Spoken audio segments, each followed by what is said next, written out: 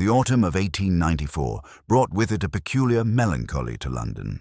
The fog settled upon the city with an almost sentient persistence, draping the streets in grey shrouds that muffled the clatter of hooves and the cries of street vendors. It was during this dismal season that I found myself once again sharing lodgings with my friend Sherlock Holmes at 221B Baker Street, having returned from a brief visit to my practice in Kensington. I'd arrived that morning to find Holmes in one of his restless moods, a state I'd come to recognize with some trepidation. He stood by the window, his long fingers drumming against the sill, his keen grey eyes scanning the street below with the intensity of a hawk observing its prey. The breakfast table remained untouched, and I noted with concern the scattered ash from his pipe that littered the Persian slipper where he kept his tobacco. "You have been to your club this week, Watson," he remarked without turning from the window. "Wednesday, I should venture, and you encountered Colonel Hayter there. You discussed his nephew's prospects in the diplomatic service, and you recommended against a posting to Constantinople." I had grown accustomed to these demonstrations, yet they never failed to produce a mixture of admiration and mild irritation within me. "Really, Holmes," I said, setting down my hat, "how could you possibly—" "Your coat, my dear fellow," he interrupted, finally turning to face me with that familiar expression of amused superiority.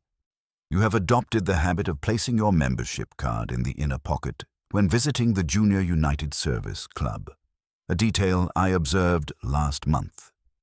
The card has made a slight rectangular impression in the fabric, visible only when the light strikes at a particular angle. As for Wednesday, there is a small stain of brandy on your waistcoat, precisely where a droplet might fall if one were surprised during a toast. The Colonel's tendency to raise sudden toasts to his family is well documented. And Constantinople. You have been reading the Times articles on the Armenian situation with unusual attention. A man of your humanitarian sensibilities would naturally counsel caution regarding that troubled region. "Extraordinary," I murmured, examining the imperceptible stain, though I might point out that the brandy could have come from any number of occasions. But combined with the other factors, probability narrows to certainty. He waved his hand dismissively. However, these parlor tricks pale in comparison to what I anticipate this morning. We shall have a visitor shortly, a woman of considerable social standing, currently in great distress, and connected to a matter of unusual delicacy. You have received a telegram? Nothing so prosaic. Listen. I strained my ears and detected the sound of a carriage drawing to a halt outside our door. The vehicle was clearly of superior quality, judging by the smooth cessation of movement and the refined jingle of the harness. "A private brougham," Holmes continued, "well maintained, suggesting wealth. Now, the horse's gait indicates recent shoeing by a skilled farrier. Our visitor values quality. Note the hesitation before the door opens. She debates whether to proceed. Now she decides. A woman's step on the stair, Watson, lighter than a man's but firm with purpose despite her anxiety, and, yes, there is Mrs. Hudson's knock. Indeed, our landlady's familiar rap sounded at the door, and a moment later she ushered in a woman whose appearance confirmed Holmes's deductions with remarkable accuracy. Our visitor was perhaps 30 years of age, dressed in a traveling costume of grey velvet trimmed with fur, of excellent quality but notably somber in tone.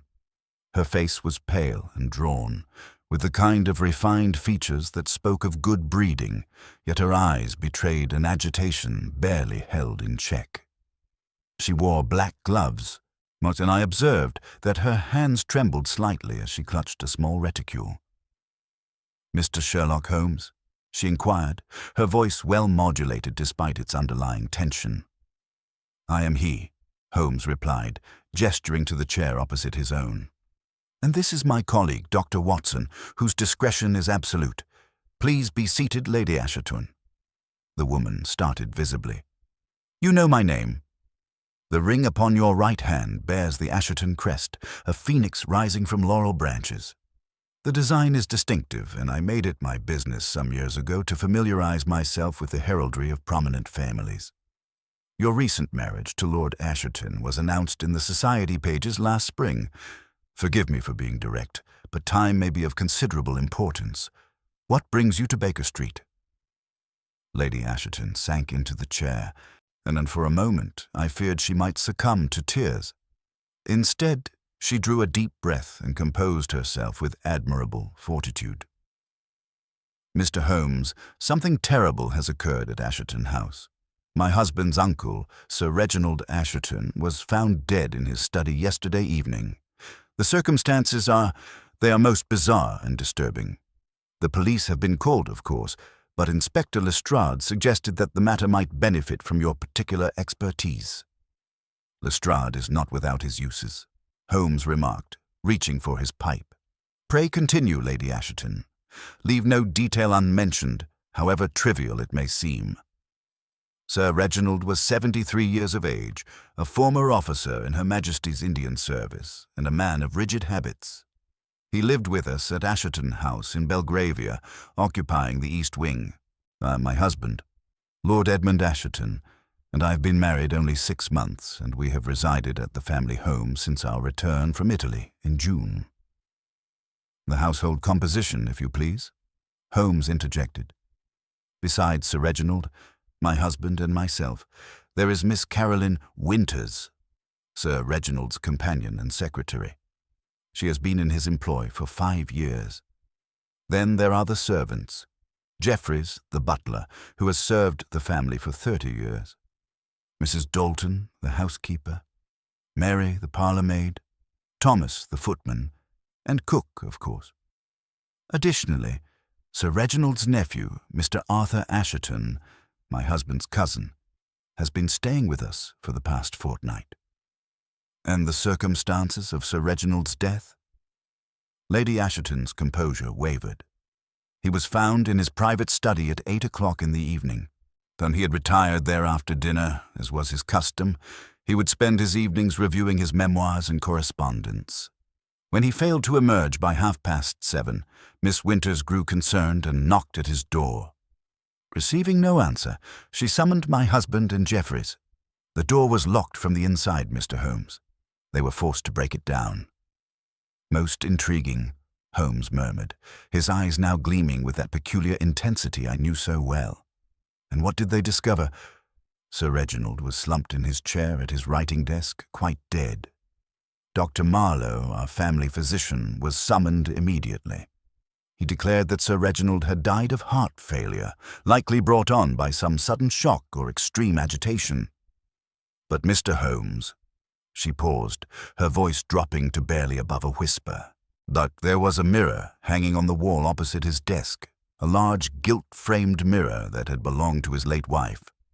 Upon its surface there was a handprint, a perfect impression of a human hand made in what appeared to be fresh blood.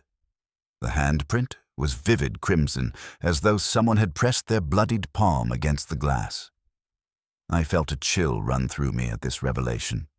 Holmes, however, remained perfectly still, his fingertips pressed together in that characteristic pose of deep concentration. "A singular detail indeed," he said quietly. "Was Sir Reginald injured in any way? Was there blood upon his person?" "None whatsoever. Dr. Marlowe examined him thoroughly. There were no wounds, no scratches, nothing to account for the blood. And the handprint itself," she shuddered. "It was not Sir Reginald's hand, Mr. Holmes. It was far too small, the hand of a woman or a youth." "And the room itself? You mentioned the door was locked from within?" "Yes. The key was in the lock on the inside. The windows were latched shut. There is no other entrance to the study. It is, effectively, a sealed chamber." Holmes rose from his chair and began to pace the room with quick, nervous steps. "Remarkable," he muttered. "A locked room, a bloodless corpse, and a crimson handprint with no apparent source. Tell me, Lady Asherton, had Sir Reginald received any threats? Were there any disputes within the family? Any financial difficulties?" "Not that I am aware of." Sir Reginald was a wealthy man, and his fortune passes to my husband as his heir. As for disputes—" She hesitated. There were tensions, I cannot deny it. Now, Arthur, my husband's cousin, had hoped to receive a larger portion of Sir Reginald's estate. They had quarrelled about it recently. And Miss Winters— Again she paused. "Yes," Holmes prompted. Miss Winters had been mentioned in Sir Reginald's will. She was to receive a bequest of £5,000 upon his death in recognition of her loyal service. Some in the household thought the sum excessive for a mere companion. "I see. And your own relationship with the deceased?" "Cordial, though not warm. Sir Reginald was a man of the old school, Mr. Holmes. Stiff, proper, and not given to displays of affection. He did not entirely approve of my background. My father was in trade, you see, and Sir Reginald had hoped Edmund would marry within the aristocracy. Still, he treated me with courtesy, and I had no cause for complaint." Holmes stopped his pacing and fixed Lady Asherton with a penetrating gaze. "When you entered the study after the door was broken down, did you observe anything unusual besides the mirror? Any disarray, any objects out of place?" The room was in perfect order. Sir Reginald's papers were neatly arranged on his desk, his pen lay beside the inkwell, and his spectacles were folded near the blotter. Everything was as it should be, save for that terrible handprint. "And where is the household now?" "They remain at Asherton House, under Inspector Lestrade's instruction that no one should leave until the matter is resolved. The study has been sealed. That is why I've come to you, Mr. Holmes. The police seem baffled, and there are whispers already, terrible whispers of supernatural occurrences and family curses. I fear what scandal might emerge if this matter is not quickly resolved." Holmes returned to his chair and regarded our visitor with a mixture of sympathy and professional interest. "You have done right to come to me, Lady Asherton. This case presents features of considerable interest, indeed, I might say unique features. Watson and I shall accompany you to Belgravia at once. The handprint on the mirror may speak volumes to one who knows how to listen." Lady Asherton's relief was palpable. "Thank you, Mr. Holmes. I cannot express my gratitude." "Save your gratitude until we have achieved results," Holmes interrupted, rising and reaching for his coat. "Come, Watson. The game is afoot, and we have a crimson handprint to interpret." As I gathered my hat and medical bag, I caught the expression on Holmes' face, that look of fierce and almost predatory excitement that appeared whenever a truly challenging problem presented itself. Whatever awaited us at Asherton House, I knew that my friend would not rest until he had unraveled every thread of this tangled mystery. The fog had thickened as we descended to Lady Asherton's waiting brougham, and as we set off through the grey streets toward Belgravia, I could not shake the image of that bloodied handprint on the mirror, a crimson signature left by some unknown hand, marking a death that was already shrouded in impossible circumstances. Little did I know, as our carriage rattled through the murky London afternoon, that this case would prove to be one of the most perplexing and dangerous investigations of our long association. The journey to Belgravia was conducted largely in silence, Lady Asherton having exhausted herself with the recounting of her tale, and Holmes having retreated into that impenetrable reserve which indicated intense mental activity. I observed him through the corner of my eye as the carriage swayed through the fog-bound streets. His sharp profile was motionless, his eyes half closed, yet I knew that behind that mask of apparent repose, his extraordinary brain was already sifting through the facts, arranging and rearranging them into patterns that would elude ordinary minds. Asherton House proved to be a substantial Georgian residence occupying a prestigious position on a quiet square. The building's Portland stone facade rose 3 stories above the street, its elegant proportions speaking of both wealth and refined taste. As our carriage drew to a halt, and I noted the drawn curtains at several windows, the traditional sign of mourning, and the black wreath upon the door, we were admitted by Jeffries, the butler, whose dignified bearing and silver hair suggested both competence and long service. His face was drawn with genuine distress, and he inclined his head respectfully as Lady Asherton entered. "Inspector Lestrade is in the drawing-room, my lady," he announced in measured tones. "Lord Asherton and the others are with him." "Thank you, Jeffries. Please show Mr. Holmes and Dr. Watson to the study first. They will wish to examine the room." The butler's eyes widened slightly. "The study, my lady." But Inspector Lestrade gave strict instructions. "Inspector Lestrade will understand," Holmes interjected smoothly. "Time is of the essence in such matters. An evidence has a regrettable tendency to deteriorate. Lead on, if you please." Jeffries hesitated only a moment before acquiescing, and we followed him through a hallway adorned with portraits of stern-faced Ashertons from previous generations. The house possessed that peculiar atmosphere of old money and older traditions, heavy furniture, dark wood paneling, and the faint scent of beeswax and lavender that seemed to permeate establishments of this kind. The study was located at the end of the east wing corridor, its door bearing the splintered damage where the lock had been forced. A constable stood guard outside, but at Lady Asherton's nod, he stepped aside and unlocked the door with a key from his pocket. "The room has been secured since last evening, sir," the constable informed Holmes. Nothing has been touched except by Inspector Lestrade and Dr. Marlowe." "Excellent," Holmes replied, producing his magnifying lens from his pocket. "Now, if you would be so good as to wait outside with Lady Asherton, Watson and I shall conduct our examination." The study was a gentleman's sanctum of the traditional sort, perhaps 20 feet square, with walls lined by bookcases containing leather-bound volumes. A substantial mahogany desk dominated the center of the room, positioned so that its occupant would face the door. Behind the desk, a window looked out onto the garden, its curtains now drawn. A fire had burned in the grate, but was now cold ashes. The air held a stale quality, as though the room had been sealed too long.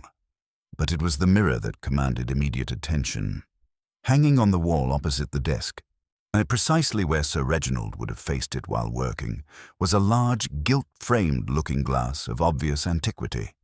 And there, impossibly vivid against the silvered surface, was the handprint Lady Asherton had described, a perfect impression of a human hand, fingers splayed, rendered in what appeared to be dried blood of a deep crimson hue. Holmes approached the mirror with the reverence of a scholar examining a sacred text. He studied the handprint from various angles, measuring it with a small tape measure he produced from his waistcoat, and examining its edges through his lens with minute attention. "Fascinating," he murmured. "Watson, your medical opinion, if you please. Could this be human blood?" I moved closer, studying the handprint carefully. The color was certainly consistent with dried blood, although there was something peculiar about its texture that I could not immediately identify. "It appears to be blood, Holmes, though I would require chemical analysis to be certain. The color and consistency suggest it has been here approximately 24 hours, which corresponds to the time of death." "Note the size," Holmes instructed. "A small hand, a woman's or a young person's, as Lady Asherton indicated. The fingers are slender and well-formed. There is no smudging, no sliding of the palm across the glass, which suggests the hand was pressed firmly and deliberately against the mirror in a single motion, then withdrawn cleanly." He paused, his lens hovering over the thumb impression. "Curious, very curious indeed." "What do you observe?" "Several things, Watson, each more intriguing than the last. But first, let us examine the remainder of the room." He turned from the mirror and began a systematic inspection of the study, moving with the quick, darting motions of a foxhound following a scent. He examined the desk minutely, studying the papers arranged upon its surface, the position of the inkwell and pen, and the leather blotter. He inspected the windows, testing their latches and examining the frames for any signs of tampering. He scrutinized the bookshelves, the carpet, even the cold ashes in the fireplace. "The key, Watson," he said suddenly, straightening from his examination of the door lock. "Lady Asherton mentioned it was found on the inside of the lock. Do you see it anywhere?" I glanced about the room. Presumably Lestrade took it. Presumably? Holmes's tone suggested dissatisfaction with presumptions. No, he returned to the desk and picked up a sheet of paper that lay upon the blotter. Sir Reginald's final words, it would seem. He was composing a letter when death interrupted him. I joined Holmes at the desk and read over his shoulder. The letter was written in a firm, angular hand that spoke of military discipline, though the final line trailed off into an illegible scrawl, as if the writer had been suddenly seized by distress. "My dear Cunningham," the letter began, "I write to you concerning a matter of utmost gravity that has recently come to my attention. The events in Lucknow, which we both agreed should remain buried with the past, have resurfaced in a most unexpected and disturbing manner. I have reason to believe that someone within my own household possesses knowledge of—" Here the writing became erratic. The letters malformed, before ceasing entirely halfway through a word. Holmes held the paper up to the light, examining the watermark, then scrutinized the inkwell and pen with his lens. "The ink here is still relatively fresh, Watson. Sir Reginald was indeed writing when whatever occurred to cause his fatal shock took place. Note how the pen has made a small blot where it fell from his hand, here, on the edge of the blotter. The trajectory suggests he dropped it suddenly while sitting upright, not while collapsing forward onto the desk.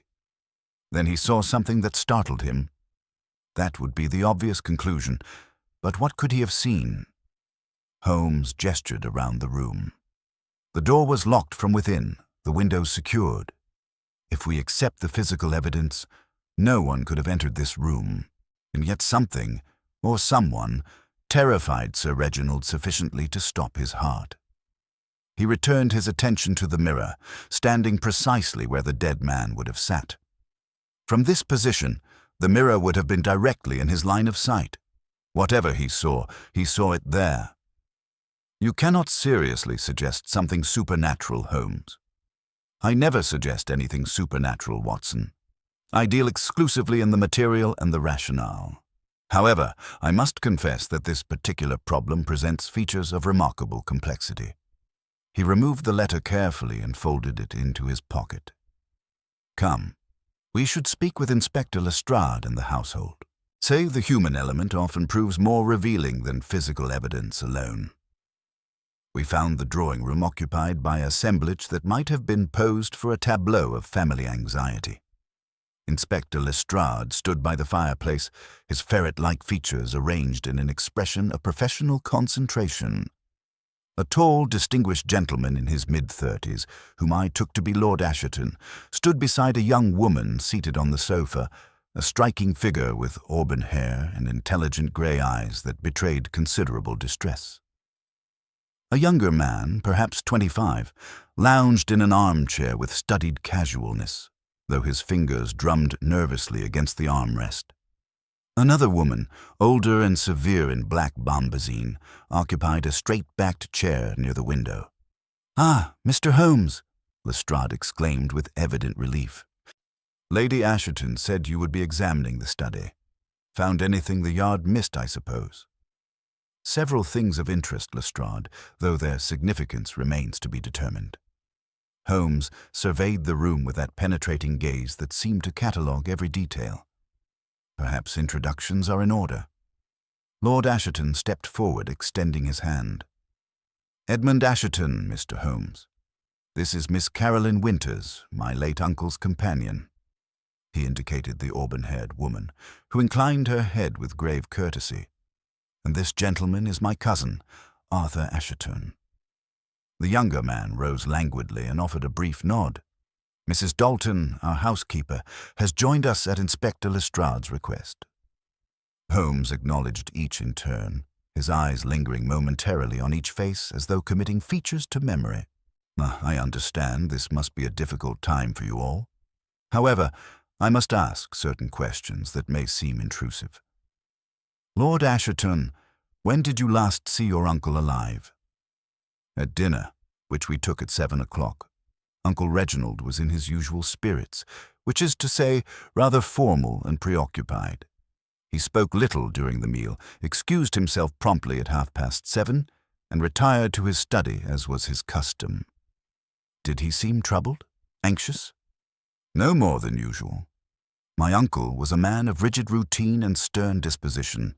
He carried the weight of his years in India. He witnessed terrible things during the mutiny, Mr. Holmes, things that marked him permanently. The letter mentions Lucknow. He served there. Lord Asherton's expression darkened. He was present during the siege, yes. He rarely spoke of it, but I know it haunted him. Whatever he experienced there, it changed him profoundly. Holmes turned to Miss Winters, who sat with her hands folded tightly in her lap. You discovered the body, I understand. Tell me precisely what occurred. The woman's voice was low but steady. Sir Reginald always emerged from his study at 8 o'clock for his evening brandy. When the clock struck 8 and he had not appeared, I grew concerned. It was unlike him to deviate from his schedule. I knocked at the study door and called his name. When I received no response, I summoned Lord Asherton and Jeffreys immediately. And the door was definitely locked. Unquestionably. Jeffreys attempted to turn the handle, found it locked, and was forced to break the door open with Thomas's assistance. Holmes paced slowly before the assembled company, his hands clasped behind his back in an attitude of deep consideration. When the door was broken open, Miss Winters, what precisely did you observe? I want your immediate impressions before rational thought could color your perceptions. Miss Winters' composure faltered slightly, and her hands tightened in her lap. I saw Sir Reginald slumped in his chair, his head fallen forward onto his chest. His face was dreadfully pale, and I knew at once that something terrible had occurred, but it was the mirror that drew my eye, that awful handprint, so vivid against the glass. I confess I screamed, Mr. Holmes. It was such a shocking sight. Understandably so. And the handprint was exactly as it appears now?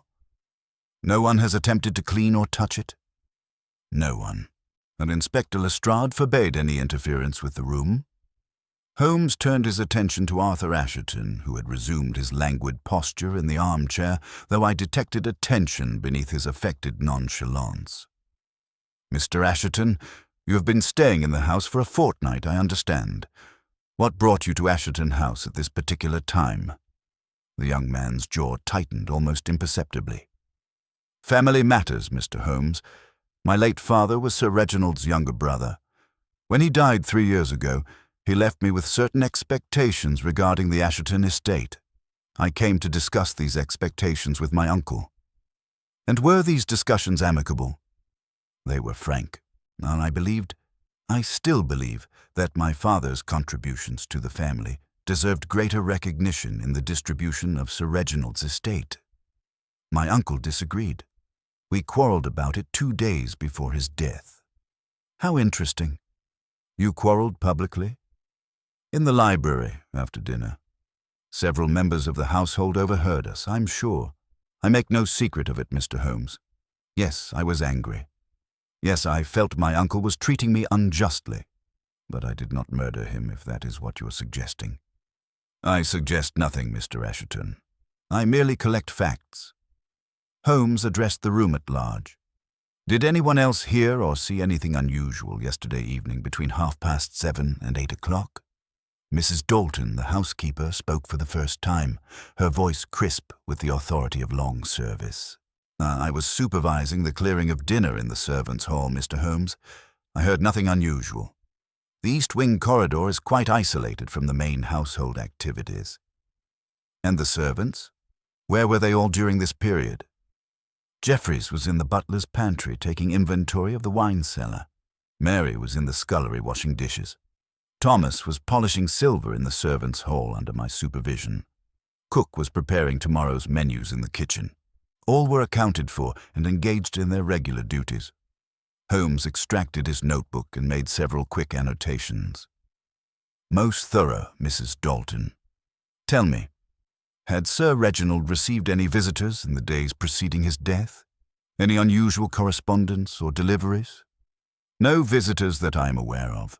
As for correspondence, Sir Reginald received his usual letters, which Miss Winters would have sorted for him. There was nothing out of the ordinary. Miss Winters, you managed Sir Reginald's correspondence. Were there any letters of an unusual or threatening nature? The companion hesitated, and I observed a brief shadow pass across her features. Sir Reginald received a letter 4 days ago that appeared to disturb him greatly. It arrived by morning post, and when I brought it to him with his other correspondence, he turned quite pale upon reading it. He dismissed me abruptly and locked himself in his study for the remainder of the morning. Do you know what became of this letter? I do not. Sir Reginald did not discuss his private correspondence with me, Mr. Holmes, and I only mention it because his agitation was so pronounced and so uncharacteristic. The postmark, the handwriting? London postmark. The handwriting was educated but unfamiliar to me. A firm, slanted script. The envelope was of ordinary quality, nothing distinctive. Holmes nodded slowly, his eyes distant with thought.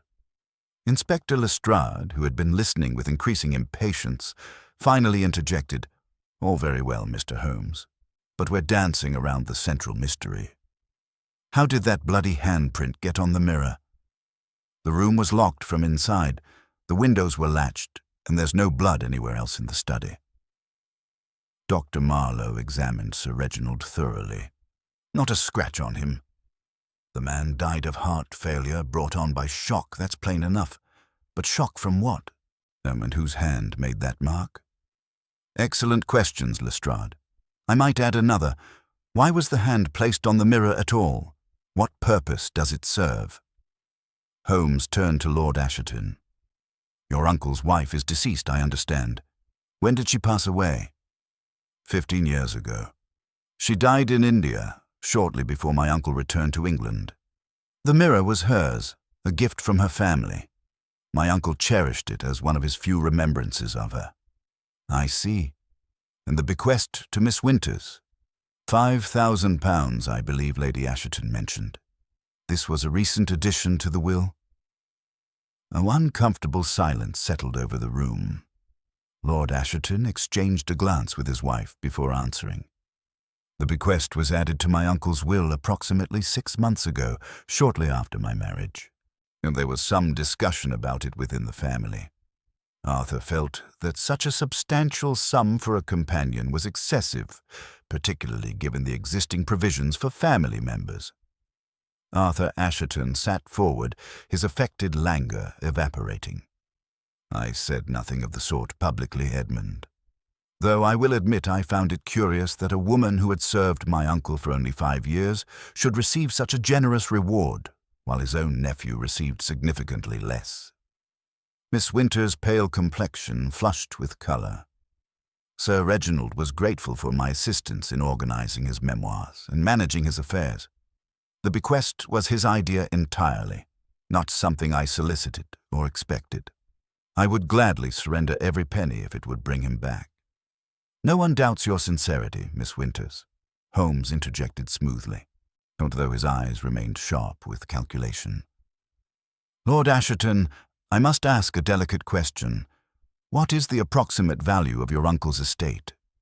Approximately £40,000, Mr. Holmes, including this house and various investments. Under the terms of his will, the bulk of the estate passes to me as his heir. Arthur receives £2,000, Miss Winters £5,000 as mentioned, and there are several smaller bequests to the servants and various charities. And if Sir Reginald had altered his will before his death, who would have benefited or suffered from such changes? The implications of the question hung heavily in the air. Lady Asherton rose from her seat, her composure finally breaking. Mr. Holmes, surely you cannot believe that anyone in this household murdered Sir Reginald. Doctor, and Marlowe confirmed there were no signs of violence. The man died of natural causes. His heart simply gave out. Natural causes precipitated by supernatural terror, you mean? Arthur said with bitter amusement. That's what the servants are whispering, isn't it? That the ghost of Aunt Charlotte returned to mark her mirror with blood, to punish Uncle Reginald for some unknown sin. That will do, Arthur, Lord Asherton said sharply. Such talk helps no one. Holmes had been studying Arthur Asherton with renewed interest. You dismiss the supernatural explanation, Mr. Asherton, yet you mention it with a certain relish. Do you have an alternative theory? I have facts, Mr. Holmes. The door was locked from inside. The windows were secured. No one could have entered or left that room, because either my uncle was frightened to death by something he imagined, or there are forces at work that defy rational explanation. I prefer to believe the former, though I confess the bloodied handprint challenges that conclusion. Inspector Lestrade cleared his throat officiously. With your permission, Lord Asherton, I should like to interview the servants individually. One of them may have observed something relevant without realizing its significance. Of course, Inspector. Mrs. Dalton will make them available to you. Lord Asherton turned to Holmes with an expression of mingled hope and desperation. Mr. Holmes, my wife has great faith in your abilities. Can you make sense of this impossible situation? Can you explain how a bloody handprint appeared in a locked room where no blood was shed? Holmes was silent for a long moment, and his fingers steepled beneath his chin. When he finally spoke, his voice carried an unusual gravity. I can tell you this much, Lord Asherton. The handprint is not supernatural in origin, despite its theatrical appearance. It was placed on that mirror by human agency, for human purposes. What those purposes are, and how the placement was accomplished, I'm not yet prepared to say. However, I've observed several details in your uncle's study that may prove significant. Such as? Lestrade demanded. The incomplete letter on Sir Reginald's desk mentions Lucknow and suggests that someone in this household possesses dangerous knowledge.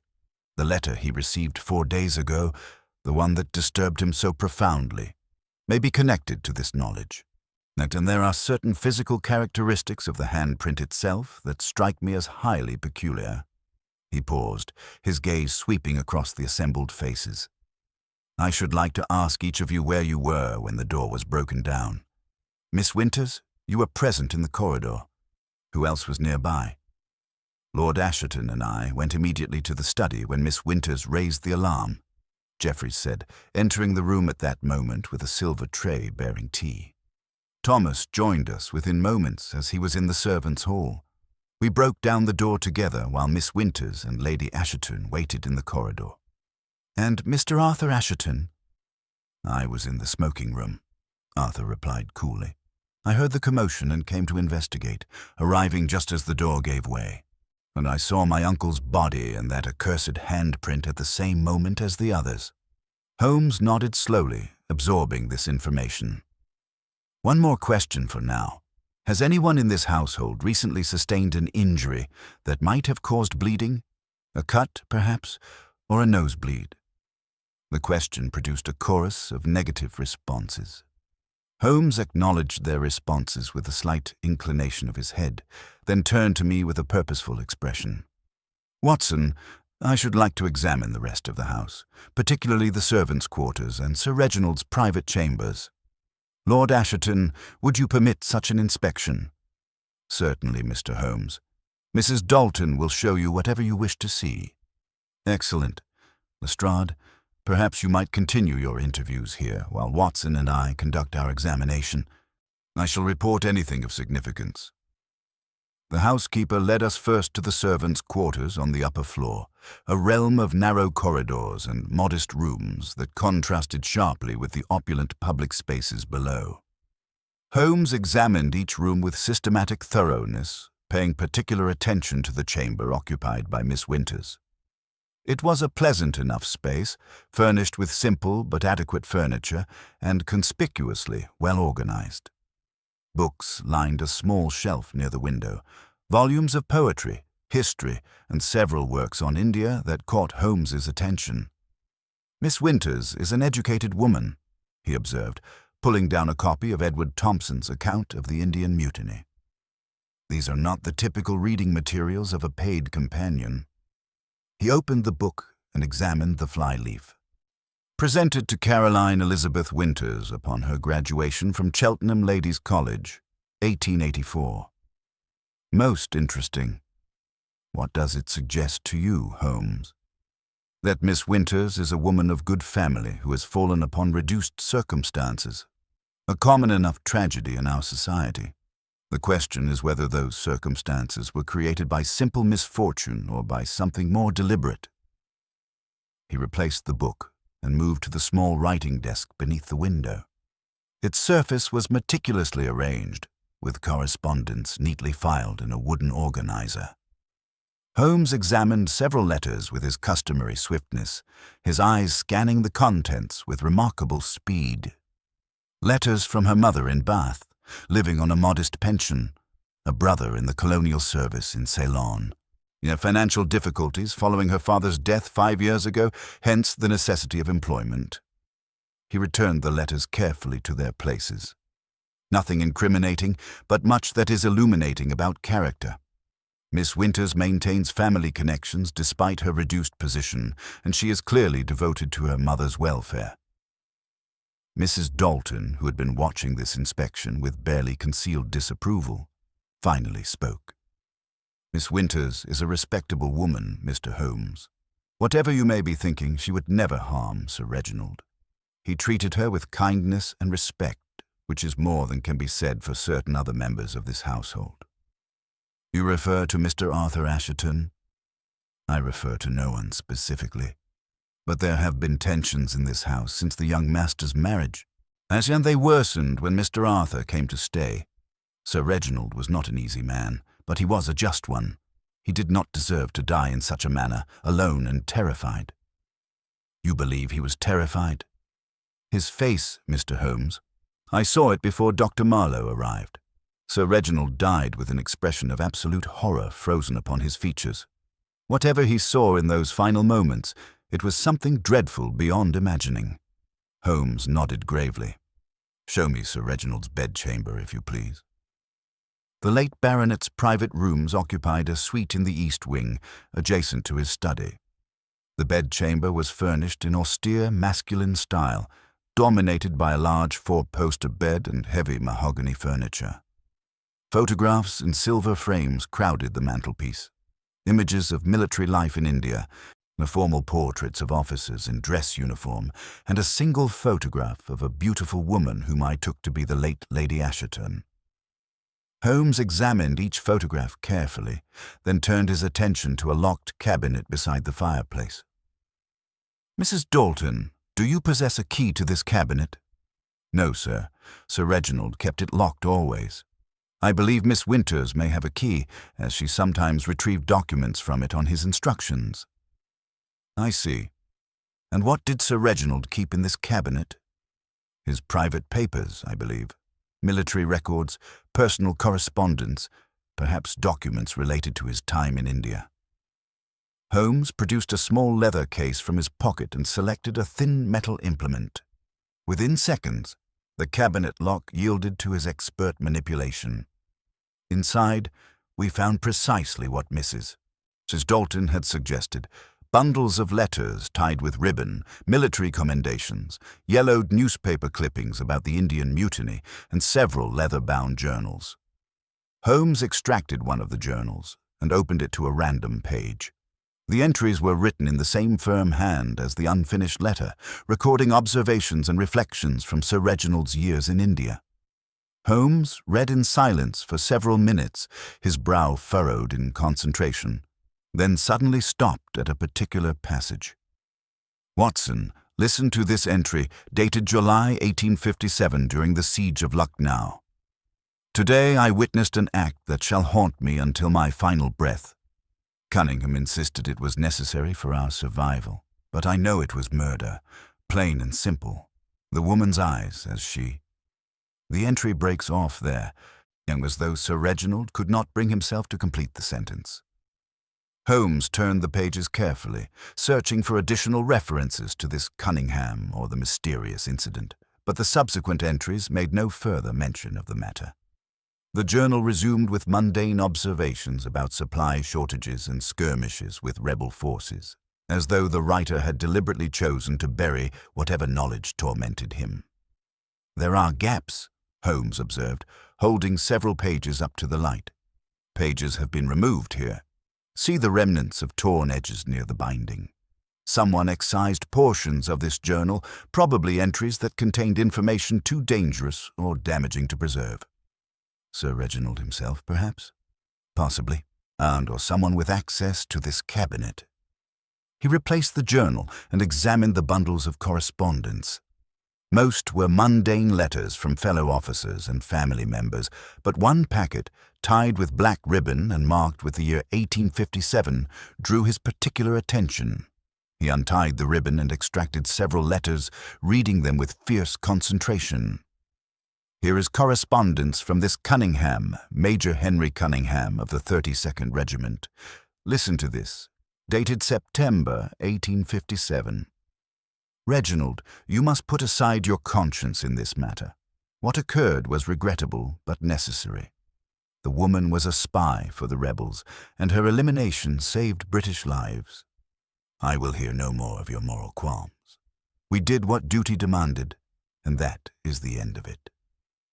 Strong words, Watson, aren't you, from a man determined to silence his colleagues' doubts? Do you think this incident is connected to Sir Reginald's death? The unfinished letter on his desk suggests he believed so. He wrote that someone in this household possessed knowledge of Lucknow, knowledge that should have remained buried. If that knowledge concerns the death of this woman, and if Sir Reginald feared exposure, it might provide a motive for someone to frighten him literally to death. Mrs. Dalton, who had been listening with growing distress, cleared her throat. Mr. Holmes, I know nothing of Sir Reginald's activities in India, but I can tell you that he was much troubled in recent weeks. He slept poorly, and I often heard him pacing in his room late at night, and Miss Winters remarked upon it as well. She said he seemed haunted by old memories. Did he mention anything specific to Miss Winters? I could not say, sir. You would need to ask her directly. Holmes returned the letters to their packet and closed the cabinet. I shall do so. One final question, Mrs. Dalton. The servants in this household, how long have they been in the Ashertons' employ? Jeffreys has served the family for 30 years, as Lady Asherton mentioned. I myself have been here for 22 years. Cook has been here 15 years. The younger servants, Mary, Thomas, and the scullery maid, have all been here less than 3 years. So Jeffreys and yourself would have known Sir Reginald since his return from India? Yes, sir. Jeffreys served him throughout his years in the East. Travelled with him, in fact, and as his batman during the early part of his military service. There is no more loyal servant in England than Jeffreys. This information appeared to interest Holmes considerably. I should like to speak with Jeffreys privately, if arrangements can be made. He is with Inspector Lestrade at present, but I shall inform him of your request. We descended the stairs and found the butler emerging from the drawing-room, his dignified features composed but weary. Holmes drew him aside into a small morning-room and closed the door, gesturing for him to be seated. The butler hesitated, clearly unaccustomed to such familiarity, but eventually lowered himself into a chair with evident discomfort. Jeffreys, I understand you served Sir Reginald in India. You were with him during the mutiny? I was, sir. I served as his batman for 5 years before returning to England to take up my position here. Then you would have been present during the siege of Lucknow? The butler's composure faltered almost imperceptibly. I was, sir, though I prefer not to dwell upon those terrible times. The things we witnessed. No Christian should have to see such horrors. I am interested in one horror in particular. Sir Reginald's journal mentions a woman who died during the siege, a woman whose death troubled his conscience greatly. Do you recall this incident? Jeffreys was silent for a long moment, his hands clasped tightly in his lap. When he finally spoke, his voice was barely above a whisper. There was an Indian woman, sir, who worked as a servant in the British compound. She was accused of passing information to the rebels, of betraying our positions during the siege. Major Cunningham ordered her execution as a spy. And Sir Reginald? Sir Reginald protested the order. He believed the evidence against her was insufficient, that she was innocent of the charges.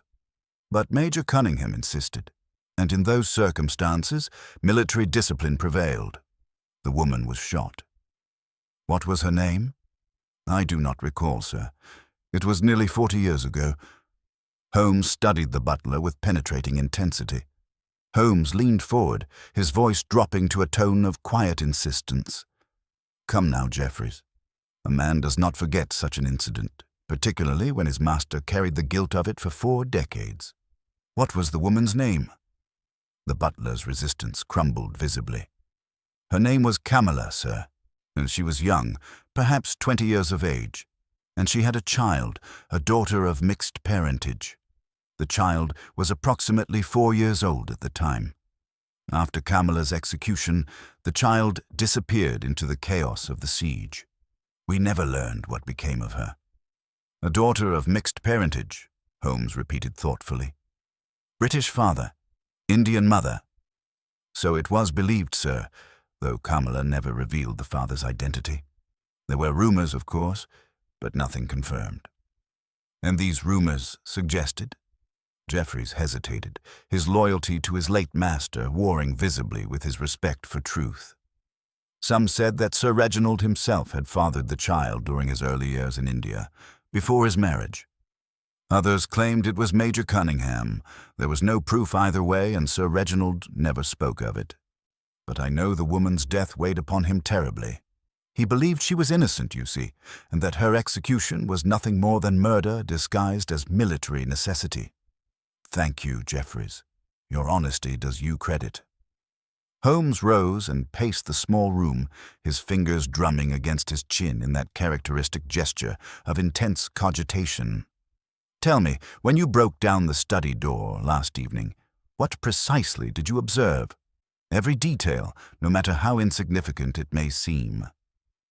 Sir Reginald was slumped in his chair as Miss Winters described. His face was turned toward the mirror, and his expression was one of absolute terror. The handprint on the glass was immediately visible, vivid and shocking. "I confess, sir, I felt a superstitious dread when I saw it. It seemed impossible that such a mark could appear in a locked room. Was there any smell in the room? Any unusual odor?" The butler considered this carefully. "Now that you mention it, sir, there was a faint scent. Something sweet and cloying, rather like flowers left too long in water. I attributed it to the potpourri that Lady Asherton places throughout the house. But this was different from that familiar scent. Perhaps slightly, sir. I cannot be certain."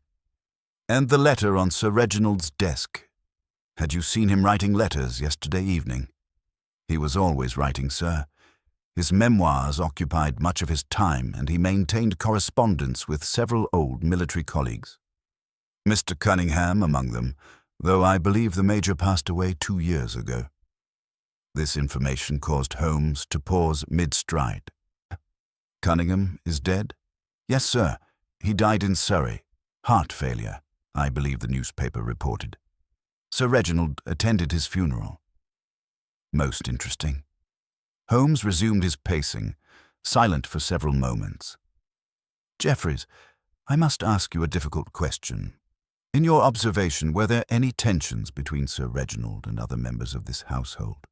Any quarrels or disagreements beyond the dispute with Mr. Arthur Asherton?" "Sir Reginald was not an easy man to serve, sir. He maintained high standards and did not tolerate incompetence. But his relationship with Miss Winters was cordial, even warm by his standards. He relied upon her considerably, and I believe he valued her intelligence and discretion. As for Lord and Lady Asherton, there was respect, but perhaps not deep affection. Sir Reginald disapproved of Lady Asherton's background, as has been mentioned, though he treated her with courtesy." "And the servants? Any recent dismissals or disputes?" "None, sir. The household has been stable and well managed." Holmes thanked the butler and dismissed him, then turned to me with an expression of grim satisfaction.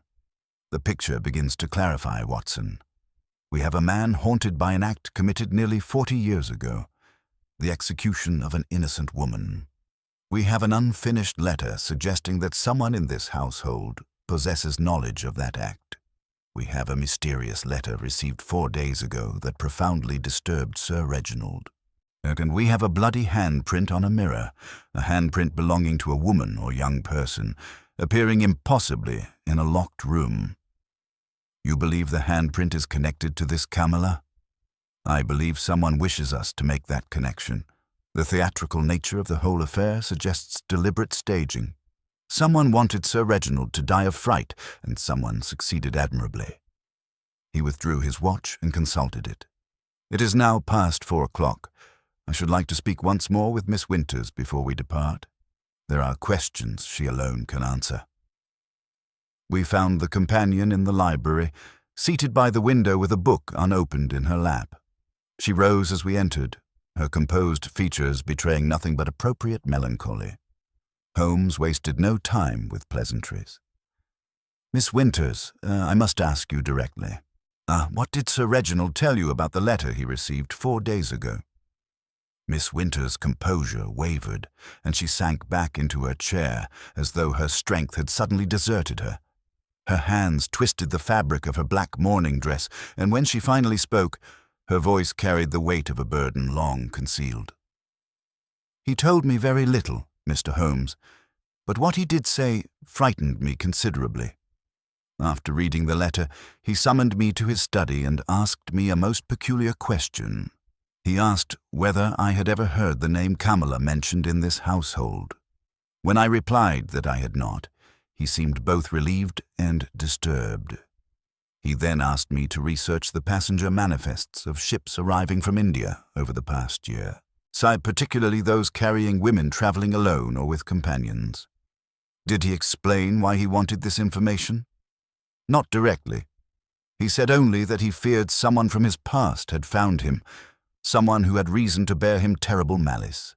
He was convinced that this person was close, perhaps already within his household, waiting for an opportune moment to exact revenge.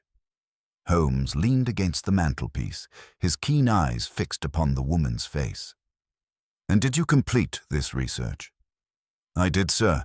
I spent 2 days at the shipping offices examining records. I found several women who had arrived from India in recent months, but none whose circumstances seemed particularly suspicious. I reported my findings to Sir Reginald the morning before he died. He seemed disappointed, as though he had expected me to uncover something significant. Do you still have these notes? They are in my room. I can retrieve them if you wish. Please do so. As Miss Winters departed, Holmes turned to me with an expression of barely suppressed excitement. We are approaching the heart of the matter, Watson. Sir Reginald believed that Kamala's daughter, now grown to adulthood, had somehow infiltrated his household, seeking vengeance for her mother's death. The handprint on the mirror was meant to invoke Kamala's presence, to strike terror into Sir Reginald's guilty conscience. But how could such a mark appear in a locked room, Holmes? Even if someone in the household is this woman's daughter, how did she place the handprint on the mirror without entering the study? That is precisely the question we must answer. But first, let us consider the possibilities. Who in this household could be Kamala's daughter? The woman would be approximately 44 years old now. Lady Asherton is too young, being only 30. Miss Winters, however, is approximately the correct age. You suspect Miss Winters. I suspect everyone and no one, Watson. Consider the facts. Miss Winters is an educated woman of good family who has fallen upon reduced circumstances. She possesses access to Sir Reginald's private papers and correspondence. She managed his appointments and controlled much of his daily routine. She discovered the body and was one of the first to see the handprint. And most significantly, she has been the recipient of a generous bequest. £5,000 for 5 years of service seems extraordinary. See, unless there were other factors motivating Sir Reginald's generosity. You think he knew she was Kamala's daughter? I think it is a possibility we must explore. If Sir Reginald discovered or suspected her true identity, the bequest might have been an attempt at restitution, a way of easing his conscience by providing for the daughter of the woman he failed to save. Miss Winters returned with a leather portfolio containing her notes, which she handed to Holmes with evident reluctance. He examined the document swiftly, his eyes scanning the columns of names and dates with practiced efficiency. You have been most thorough, Miss Winters. Tell me, did Sir Reginald ever speak to you about his time in India, about the siege of Lucknow specifically? Rarely, Mr. Holmes. He preferred not to dwell upon those memories. However, in recent weeks he became somewhat more forthcoming. He told me that he had witnessed terrible acts during the mutiny, acts that haunted him still. He spoke of a woman who had been wrongly accused and executed, and how he had been powerless to prevent it. Did he mention this woman's name? Miss Winters met Holmes's gaze directly, her grey eyes steady despite the tremor in her voice. He did not need to, Mr. Holmes. I already knew it. My mother's name was Camilla. The admission hung in the air like smoke. I felt my breath catch, though Holmes's expression revealed no surprise whatsoever. He had anticipated this revelation, I realized, and had been methodically leading Miss Winters toward this confession. I see, Holmes said quietly. Then perhaps you will explain how you came to be employed in Sir Reginald's household, and what you hope to accomplish by concealing your identity. Miss Winters rose and walked to the window, her back to us as she gazed out at the darkening garden. When she spoke, her voice was laden with emotion, long suppressed. After my mother's execution, I was taken in by a British missionary family who were evacuating Lucknow. They brought me to England and raised me as their own daughter. They gave me the name Winters and provided me with education and opportunities. I did not learn the truth about my parentage until my adoptive mother's deathbed 5 years ago. She told me everything, how my mother had been accused of espionage, how she had been executed despite protesting her innocence, and how a young British officer named Reginald Asherton had tried desperately to save her. And my adoptive mother believed Sir Reginald had been the only honourable man in that terrible affair, and she urged me to seek him out, to let him know that I had survived and prospered despite the tragedy that had taken my mother from me. Holmes remained perfectly still, his expression inscrutable. And so you sought employment in his household under an assumed identity? Not assumed, Mr. Holmes. Winters is the only name I've ever known. But yes, I concealed the connection. I wanted to observe Sir Reginald, to understand what manner of man he was before revealing myself. I needed to know whether he was complicit in my mother's death, or whether he had truly tried to prevent it. And what did you conclude? That he was a man tormented by guilt and regret. He had nightmares, Mr. Holmes. I would hear him cry out in the night, calling my mother's name. 6 months ago, I finally told him the truth. I showed him the documents my adoptive mother had preserved, proof of my identity and my mother's innocence. He wept, Mr. Holmes. This proud, rigid man wept like a child. He begged my forgiveness and insisted on adding the bequest to his will. He said it was inadequate compensation for all I had lost, but it was all he could offer. A touching reconciliation, Holmes observed, though his tone remained neutral. Yet 4 days ago, Sir Reginald received a letter that disturbed him profoundly, a letter that made him fear someone in his household sought revenge. If he had already reconciled with you, whom did he fear? Miss Winters turned from the window, her face pale but resolute. I do not know, Mr. Holmes. He did not confide in me about the letter's contents, though I sensed his terror was genuine. He asked me those questions about passenger manifests because he believed there might be someone else, another person connected to Lucknow who had found him. Did your mother have other children, family members who might have survived? Not that I know of. My mother was alone in the world except for me. Her own family had disowned her when she bore a child out of wedlock. And your father, do you know his identity? My adoptive mother believed it was Sir Reginald himself, though he denied it when I asked him directly. He said my mother had never revealed my father's name, and he had always wondered but never knew for certain. Holmes paced the length of the library, his hands clasped behind his back. Miss Winters, and I must ask you directly, where were you when Sir Reginald died yesterday evening? I was in my room reading. I emerged at 8 o'clock, as was my habit, to check whether Sir Reginald required anything before retiring. When he did not respond to my knock, I became alarmed. Can anyone verify your presence in your room during that hour? No, Mr. Holmes, I was alone. And you have no explanation for the handprint on the mirror. None whatsoever. I'm as bewildered by it as everyone else. I swear to you I had nothing to do with Sir Reginald's death. Despite everything, I'd come to care for him. He was trying, in his way, to make amends for the past. Holmes studied her for a long moment, then nodded slowly. I believe you, Miss Winters. However, and I must insist that you remain in the house and make yourself available for further questions. This matter is far from resolved. As we prepared to depart Asherton House, Inspector Lestrade intercepted us in the hallway, his features arranged in an expression of professional triumph. Well, Mr. Holmes, I think we can close this case quite satisfactorily. Sir Reginald died of natural causes brought on by nervous shock. The handprint is more troublesome, but I've a theory about that. Suppose Sir Reginald himself placed it there, perhaps as some sort of ritual or memorial to his time in India. He might have kept a vial of animal blood for the purpose, then suffered his fatal attack immediately after creating the mark.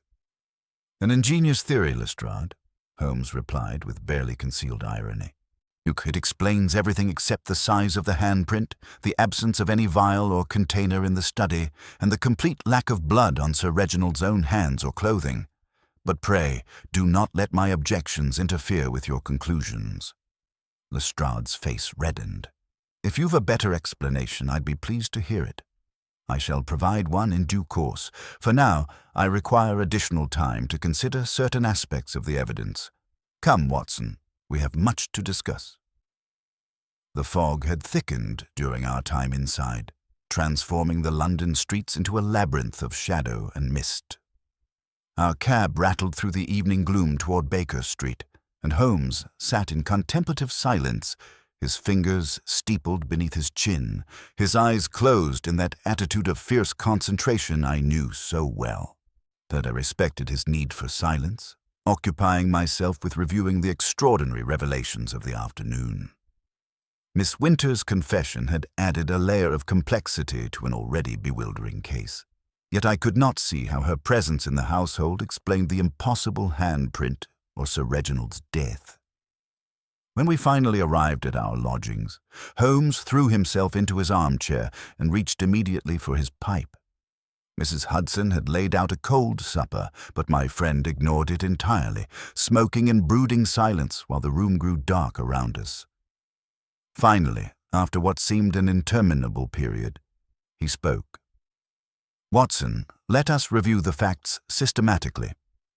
We have a locked room, genuinely locked, with no hidden entrances or passages that I could discover.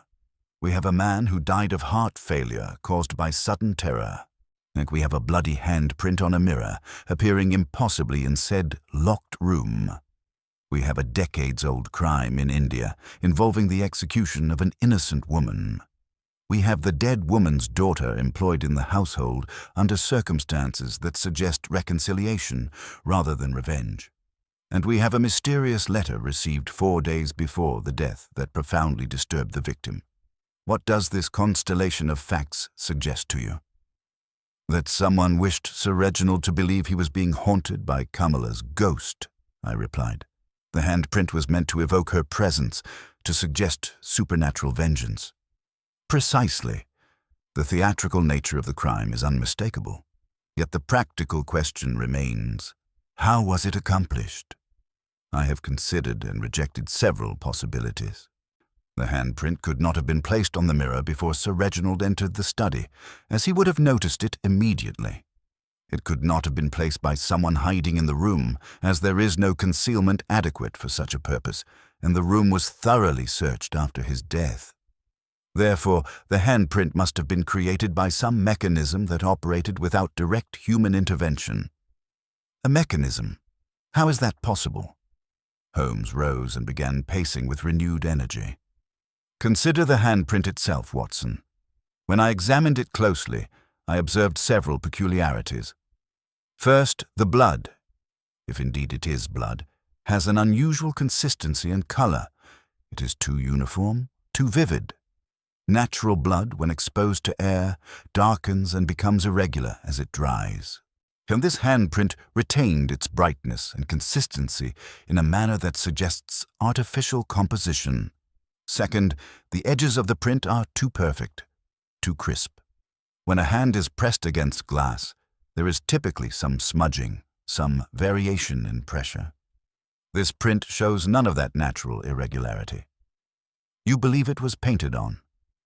Not painted in the conventional sense, but applied through some chemical or mechanical process. And here is where the matter becomes truly interesting. Do you recall Jeffrey's mentioning an unusual scent in the study? Something sweet and cloying? Yes, though he attributed it to potpourri. I detected the same scent, Watson, and I recognize it. It is the odor of ammonium carbonate combined with certain organic compounds, a smell associated with photographic development processes. Now, combine this observation with another fact. The mirror was positioned directly opposite Sir Reginald's desk, where he sat working by lamplight. What if the handprint was not placed on the mirror at all, but rather appeared on it through some photochemical reaction triggered by light and heat? I struggled to comprehend his meaning. You're suggesting some sort of photographic technique? Precisely. The new science of photography has developed various methods for creating latent images that become visible only under specific conditions. Suppose someone applied a chemical preparation to the mirror's surface, a preparation that was invisible under normal circumstances but would react to produce a colored image when exposed to heat or specific wavelengths of light.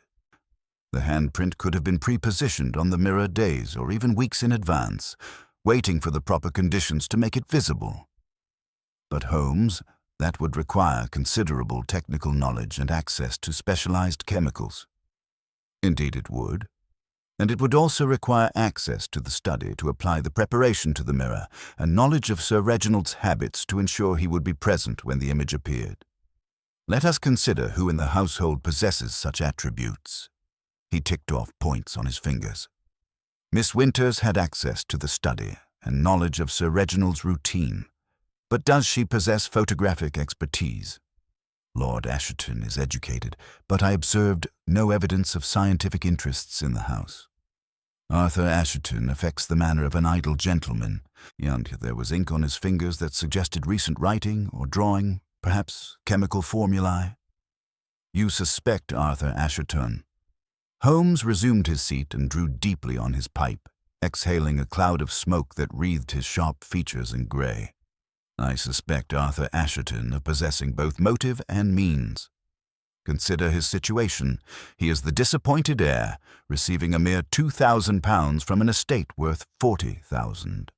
He quarrelled publicly with Sir Reginald about his inheritance. And there is something else, Watson. Something I observed in his room during our inspection of the house. His room? I don't recall you examining Arthur Asherton's chamber. You were speaking with Mrs. Dalton in the corridor while I took a brief detour. In Arthur's room, and I discovered a small portable laboratory case tucked beneath his wardrobe, the sort used by amateur chemists and photographers. It contained various chemicals, including silver nitrate, ferric compounds, and several substances I did not have time to identify precisely. More significantly, there were glass plates and developing trays of the type used in photographic work. Then he could have created the handprint using photographic methods. He could have, but I do not believe he did. You see, Watson, there is a flaw in my own theory. If the handprint appeared through photochemical reaction, why did it manifest at that precise moment? Sir Reginald worked in his study every evening by lamplight. The conditions would have been identical on previous nights. What changed yesterday evening to trigger the reaction? I confessed myself baffled. Perhaps the preparation required a specific period to mature before it would react. A possibility, though it would require extraordinarily precise timing. No, I believe there is another factor we have not yet considered. Something that occurred in that study yesterday evening that made the handprint appear at that exact moment. He fell silent again, his brow furrowed in concentration. Suddenly, he sprang from his chair with an exclamation. Of course. Watson, what did Jeffries tell us about the scent in the room? That it was sweet and cloying, like flowers left too long in water. Flowers in water, or more precisely, decaying organic matter. And what produces both a distinctive smell and considerable heat when undergoing rapid decomposition? I'm afraid chemistry was never my strongest subject, Holmes. Certain chemical compounds, when mixed with organic substances, can produce exothermic reactions, reactions that generate significant heat. If someone introduced such a compound into the study's atmosphere, perhaps through the ventilation or by some other means, it could have raised the temperature sufficiently to trigger the photochemical reaction on the mirror. The timing would depend on the rate of the chemical reaction, which could be calculated with reasonable precision. But how would such a compound be introduced without Sir Reginald noticing? Holmes's eyes gleamed with excitement. That is the crucial question, and I believe I know the answer. However, I require one more piece of evidence before I can be certain. Tomorrow morning we shall return to Asherton House, and I shall conduct a final experiment. If my hypothesis is correct, we shall have our murderer. Murderer, Holmes. Sir Reginald died of heart failure. There was no poison, no violence. But there was deliberate intent to cause his death through terror, Watson. That constitutes murder in the eyes of the law, even if no physical weapon was employed. Someone in that household knew that Sir Reginald's conscience was vulnerable, that he was haunted by guilt over Camilla's death. They exploited that vulnerability with calculated cruelty, creating an apparition designed to stop his heart with fear. It was murder by psychological means, perhaps the most diabolical form of murder. And the mysterious letter he received 4 days ago, does that factor into your theory? I believe the letter was the opening move in the campaign of terror, and it likely contained some reference to Camilla or to the events at Lucknow, enough to put Sir Reginald into a state of nervous apprehension. His anxiety would have been heightened, his mind dwelling on past sins. Then, when the handprint appeared on the mirror, his overwrought imagination completed the work. He believed he was seeing proof of supernatural vengeance, and the shock killed him. It's diabolically clever, Holmes. It is indeed, and it nearly succeeded in creating a perfect murder, a death that appeared natural while being entirely deliberate. Had we not been called in, Lestrade would have closed the case as death by natural causes, and the killer would have escaped justice entirely. He consulted his watch. It is nearly midnight, Watson. I suggest we retire. Tomorrow will bring the resolution of this peculiar affair, and I fancy our murderer will be most surprised when their ingenious scheme is exposed. Despite my fatigue, sleep eluded me that night. I lay in my bed, turning over the facts of the case, trying to assemble them as Holmes had done into a coherent pattern. The locked room, the impossible handprint, the decades-old crime in India, all these elements swirled in my mind without achieving clarity. Holmes possessed some insight I lacked, some key that would unlock the mystery. I could only wait for morning and trust in my friend's remarkable powers of deduction to reveal the truth.